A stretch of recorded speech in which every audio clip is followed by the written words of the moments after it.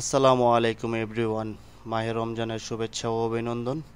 চলে আসলাম প্রতিদিনের মতো নতুন কিছু ভিডিও নিয়ে। আজকে দেখাবো মালয়েশিয়াতে কিভাবে বাজার করি, বাজারঘাট কেমন। বাংলাদেশের মতো যারা মালয়েশিয়া বাজার দেখছেন তারা তো দেখছেনই, আর যারা দেখেন নাই তাদের জন্য এই ভিডিওটা।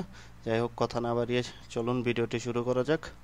আমি মূলত মাসে একবার বাজার করি, আর এক মাসের বাজার একবারে নিয়ে আসি। প্রতিদিন বাজারে যেতে আমার কাছে ভালো লাগে না, অনেক দূর, আর সাইকেল দিয়ে তেমন কিছু আনাও যায় না। যেহেতু আমাদের প্রবাসীদের একটাই সম্বল যানবাহন বলতে এই সাইকেলটা, তাই সাইকেলটা নিয়ে চলে যাচ্ছি বাজারে। ভিডিওটা দেখতে থাকুন।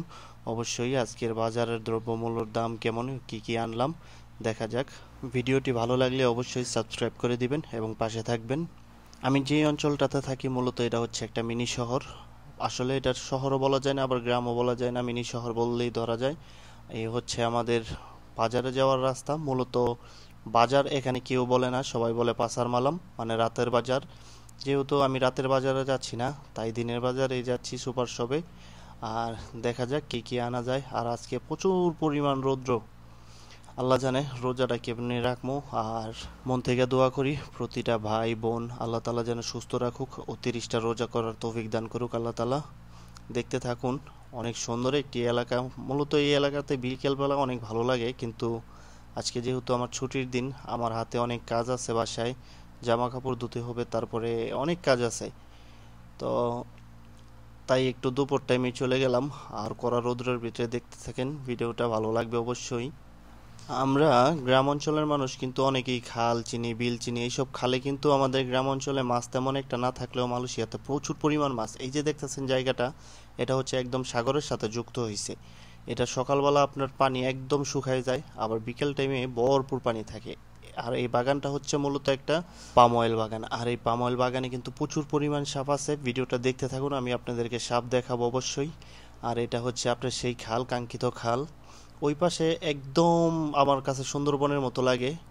আর আমি যখন বাজার সদাই নিয়ে বাসায় আসতেছি, তখনই আমার এই সাপটার সাথে দেখা হয়, এবং দেখবেন অবশ্যই সাপটা আছে।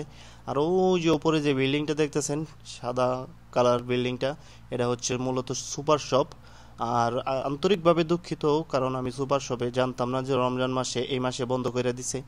কারণ রমজান মাসে আমি বাজার সদাই খুব কমই করছি, এই প্রথম আমি রমজানের বাজার করলাম।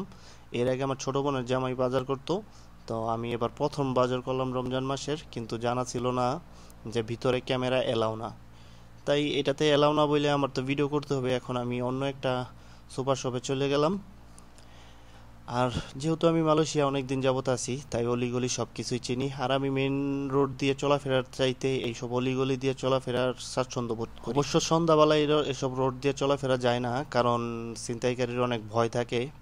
যেহেতু দিনের বেলা, তাই কোনো ভয় না নিয়ে চলে যাচ্ছি। আর চলে আসলাম সুপার শপে। এখানেও মূলত ভিডিও করা নিষেধ, তারপরও আমি লুকিয়ে লুকিয়ে ভিডিও করছি, কারণ আমার আপনাদেরকে কিছু তো দেখাতে হবে। যেহেতু বলছি যে সুপার শপে আজকে বাজার করতে যাব, তো দেখেন এই যে, মানে তেমন কিছু তুলে ধরতে পারি নাই, শুধু চালের বস্তাটা তুলে ধরছি। আজকে চালের দাম একটু কম আছে। আর 10 কেজির উপরে চাল পাওয়া যায় না এখানে। 10 কেজি, 2 কেজি, 5 কেজি এমনটাই, কারণ এদেশের মানুষ সবাই ফাস্টফুড খেতে পছন্দ করে। আর এগুলো হচ্ছে খেজুর, এক একটা এক এক কোয়ালিটির। আমি এখান থেকে 2টা খেজুর নিলাম। আর বেশি একটা ভিডিও করতে পারি নাই, কারণ কর্তৃপক্ষ হিসাব বাধা দিছে যে এটা রমজান মাস ভিডিও করা যাবে না, যেহেতু মালয়েশিয়া মুসলিম কান্ট্রি। আর দেখতেছেন এই যে পানির স্রোত কতটুক, এখন পানি সম্পূর্ণ শুকিয়ে যাবে। আর এই যে দেখেন একটা জিনিস, এই যে দেখেন আমি যে গুলবৃত্তটা দিছি, এটার নিচে একটা সাপ নড়াচড়া করতেছে। আর আল্লাহ বাঁচাইছে, আমি এখান দিয়ে যাওয়ার সময় দেখছি যে একটা লোক এখানে শুয়ে আছে, মূলত বাংলাদেশি হইব সম্ভবত। যাই হোক, প্রবাস মানেই অনেক কষ্ট, আর মালয়েশিয়া হচ্ছে সাপের রাজ্য। আপনার দিনে দুপুরে রাস্তাঘাটে অনেক সাপ দেখা যায়। চলে আসলাম শেষমেশ, কি করার, আর ভিডিও না করতে পেরে মন খারাপ, চলে আসলাম বাসায়। আর এখানে বাজার করলাম সর্বমোট 8,000 টাকার মতো। এক মাসের বাজার 8,000 টাকা লাগে আমার। আর যার কম লাগে, যে কম খরচ করে পারে তে তো পারে, আমি কিন্তু পারি না। আমার একদম খরচটা অনেক বেশি।